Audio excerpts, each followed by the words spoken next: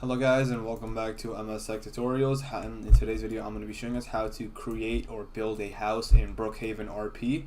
And let's get straight into the video. So in order to build a house, you will see that there is a menu bar right here, and then the bottom one should be a house.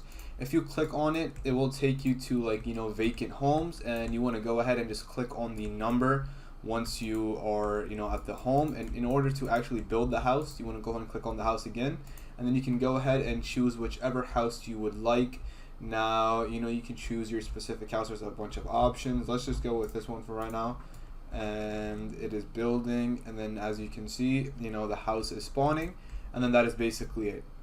Now I'm not sure, so you have a timer for 10 minutes. I believe after the timer is over, then you can choose a new house.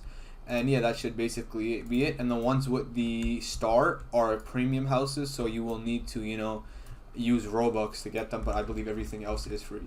So that is it for the video. That is how to create or build a house in Brookhaven RP. And so thank you guys for watching. Make sure to give the video a thumbs up, subscribe to the channel, and have a great day.